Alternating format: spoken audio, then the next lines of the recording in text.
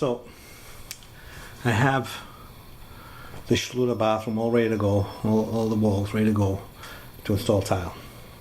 And normally when you install tile, you use unmodified thinset to install your tile. But this tile is actually going to be a glass tile. So, kind of in a catch-22 here. Glass tile needs a high polymer content thinset to for the adhesive to stick to it, and Schluter calls for unmodified. So, in this case only, I'm going to use a polymer modified thinset, but what I'm going to use is Ardex X77. And that's because this has its own self-drying technology. It doesn't need water to evaporate from the thinset for it to dry. So it'll actually work with the Schluter products.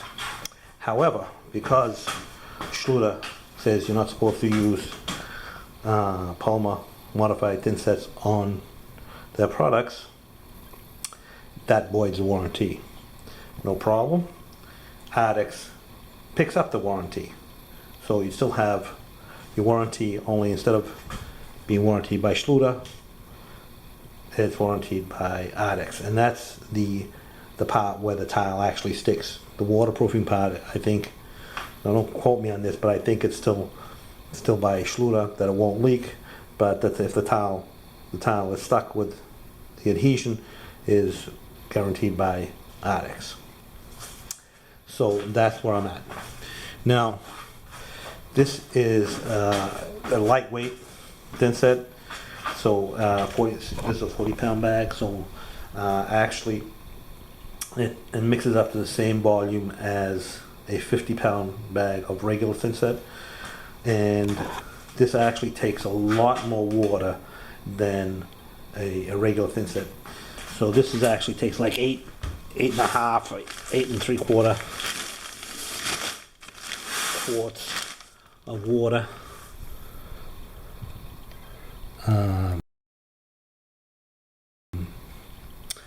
To mix the whole bag. But because I don't want to mix the whole bag, I'm going to actually just mix small batches, and they actually tell you what to do to mix small batches. And it's you use 2 parts powder to 1 part water by volume. So that way you don't have to mix the whole bag, and if you don't use it, you waste it. This way you can just mix small batches and you mix it to the right ratio. And this is not like regular thinset where you mix it for 2 to 3 minutes continuously, and then you don't have to remix it, doesn't have to slake. So if you're going to use this X77 or any Ardex product like X5 for example, make sure you mix it according to their directions. Read the directions. And they have their own paddle you're supposed to use, which is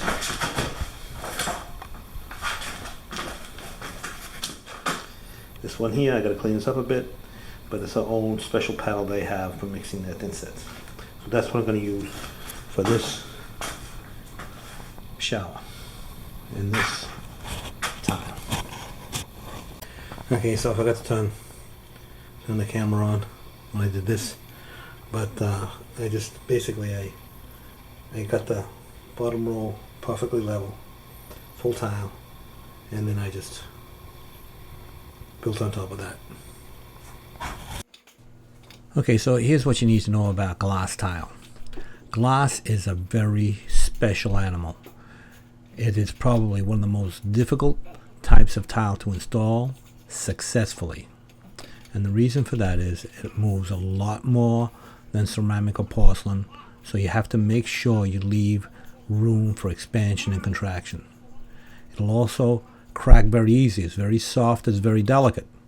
So when you're installing a glass tile, this is more for large format glass tiles, and large format glass tile is defined as a tile with a side 3 inches or longer. A normal porcelain ceramic tile, large format tile, is defined as a tile with one side longer than 15 inches. For glass, that is reduced to 3 inches. So anything bigger than a 3 by 3 is a large format tile. As I was saying in the at the beginning, you have to use a high polymer content thinset. Many manufacturers make thinset specifically for glass tile. It's very important. There's a number of features with that kind of glass thinset that is critical for a proper installation. The Ardex X77 is perfectly fine, and that's what I'm using. Very comfortable using that. So I mentioned that glass moves a lot. Also, when you're installing glass tile, you want to make sure that you use the thinnest possible bond coat. You don't want to build up the thinset under the glass at all. You want to keep it as thin as possible. So that means that it is critical to get your walls as flat as possible. You can't be adding thinset to a lot of depth, because that's gonna have the tile crack. So thin bond coat is essential.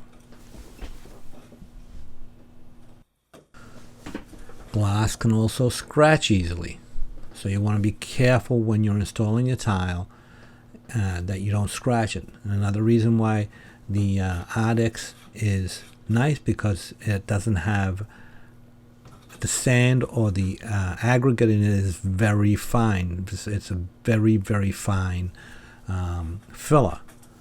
So therefore, it won't scratch the tile. If you get a regular thinset, a lot of times it's gonna have a larger granule of sand, and it's gonna scratch the tile. So there's another reason that you have to be very careful. Also, when you're cutting the glass tile, you have to use a glass tile blade.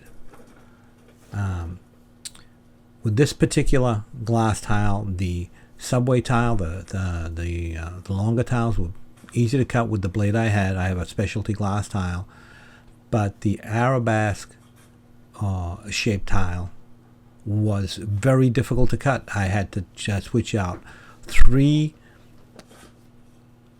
blades and 3 wet saws to find the right combination. The manufacturer told me to use a smaller blade with a faster turning motor. That didn't work, so I ended up using what I found was a smaller blade with a slower turning motor, and that's what solved my problem. So this glass tile has a painted backing, so you can't see through the tile. But when you cut the tile, if you're not cutting it properly, you can chip that backing. A lot of times, if you're going into a corner and you don't need a clean edge, you can score and snap the tile and give you a nice clean cut without any chipping of the back of the painted back. You need to have 100% coverage on the back of the tile so you don't see any trowel lines through it. There are different things you can do that to achieve that. Back buttering, different things that you can do. I recommend flat troweling the back of every tile to make sure that you get proper coverage. I'll put a link in the cards to a video I made concerning many of the things you need to do with glass tile, and I'll put that link in the cards in the top right hand corner. So when you check that out, I go into a lot more detail with that.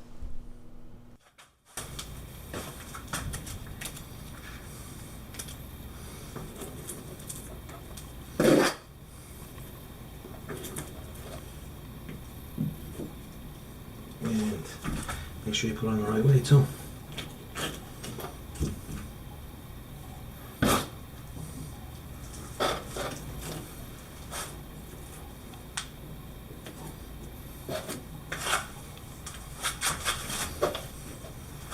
You also want to make sure that the tile has room to move. So, if this is your first time seeing my videos, my name is Sal de Blasi. I'm a tile contractor in the Boston area. Been installing tile for over 34 years. My channel has now over 700 videos, and it's pretty much all about installing tile. All kinds of tips, tricks, how-to videos, installations of complete showers and floors and whatever, you name it, everything to do with tile, all kinds of tile. So check me out, and please subscribe and leave your comments in the comment section below. Also, I have an online store, dibsmart.com, if you want to check that out too, and leave your comments in the comment section below. I think I already said that. And most important of all, don't forget to subscribe. Oh, and also check me out on Patreon. See if you can support me there. Really appreciate it. Thanks.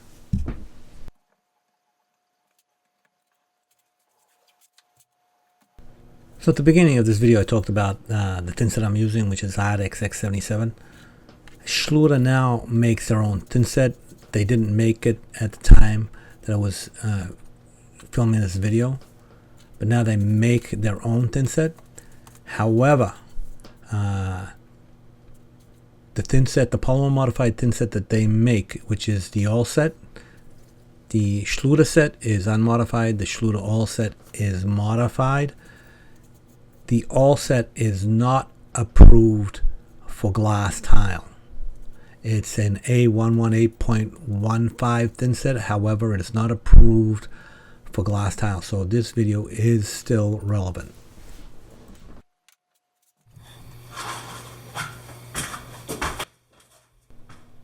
So in this section here, I had the middle of the wall was a feature with a pencil liner and an Arabesque shaped tile, and you know the sides went up and the top went up just like the rest of the tile, but the feature, as I was saying, was very difficult to cut. And the other thing about this too is because it's glass, you have to have nice clean edges when you butt one glass tile up against the other one. It has to be, you know, nice and clean so that you don't get any weird shadows and stuff like that. So what I ended up doing was polishing all the cuts so that, you know, I wouldn't get any bad shadows or sharp edges and stuff like that.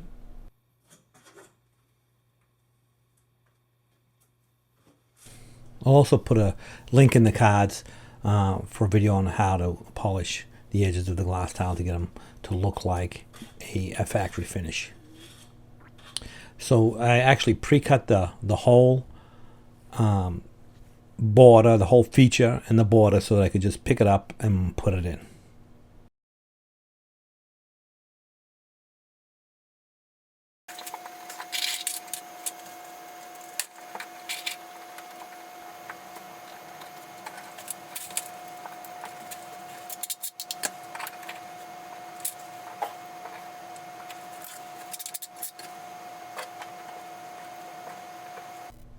So this inside, I actually pre-cut everything so that I could just pick them up and put them in. Didn't have to stop to finish. And the cut ends that go up against the pencil liner, they were also all polished. This glass tile is very time consuming, and there's a lot of things that you have to do with glass that you wouldn't normally do with a porcelain or ceramic tile, or even a stone tile.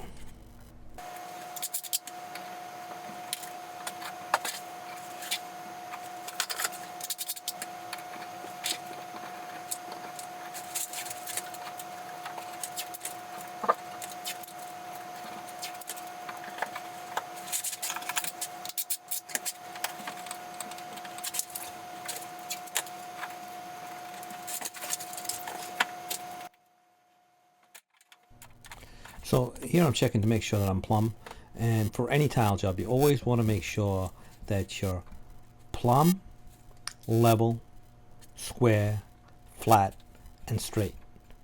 So check your work as many times as you have to ensure that you always keep everything exactly where they need to be.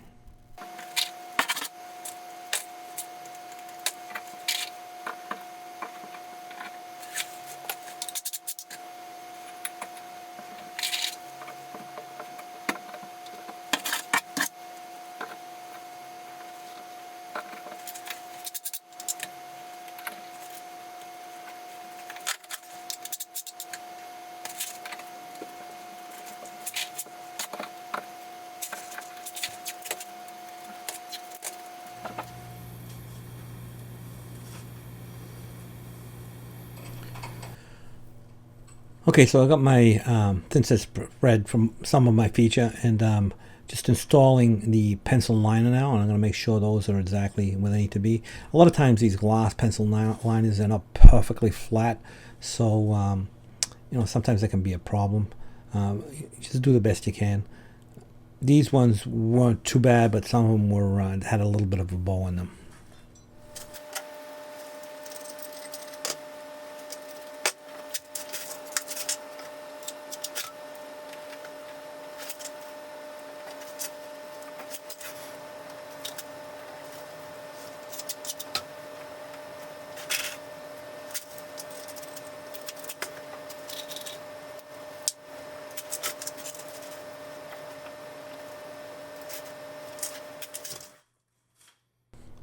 So here I'm starting to put my feature in, and I'm making sure that it's exactly where it needs to be, and then I'm going to check the back to make sure that the coverage is good. Back bottering these tiles mounted on a mesh are usually not a good idea, because the thinset tends to squeeze through all the grout lines and makes a mess. If it's absolutely necessary, then you do it. But because I've troweled my lines in a straight line, I did directional troweling, I got the right size notch trowel, and I also have a flat wall, it's not going to be a problem. So I would prefer to back butter them, but the mess that could create and the time it would take to clean up just isn't something that I wanted to deal with. But I am certain that I'm getting 100% coverage.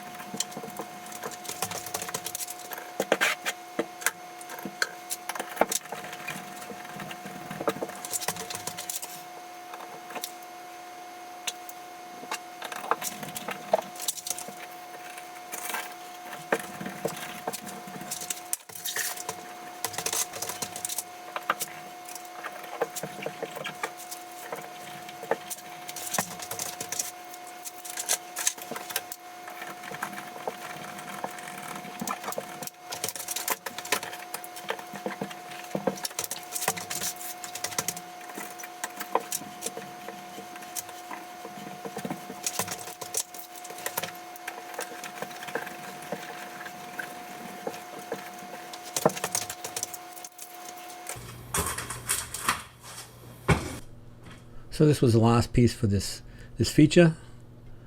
So put that on, finish the tile, the rest of the tile above the feature and on the inside corner there, and this shower tile was all installed. So another important consideration is the type of grout that you're going to be using. Glass tile, especially large format glass tiles with a shiny, glossy finish, can be easily scratched by sanded grout. This installation had a 1/16 of an inch grout line, so unsanded grout was suitable for this application. But sometimes you have to use a wider grout line, and if you have glass tile and the grout line is wider than 1/8, then unsanded grout is going to be a problem. So make sure that if you haven't don't know what type of grout, make sure you contact the manufacturer, see what the recommendation for grout is. Don't just assume that you have to use unsanded grout, because there are some glass tiles out there that actually require sanded grout, and there are some glass tiles that have to be sealed before you grout them. This more usually on the mosaic side of the glass tiles, but just check first to make sure you use the right kind of grout. Okay, so I hope you enjoyed the video. This is the end result. Don't forget to subscribe and check me out on Patreon. See if you can support me there. That'd be greatly appreciated. And also don't forget to check out my online store, dibsmart.com. But most importantly of all, don't forget to subscribe and leave your comments in the comment section below. Thanks a lot.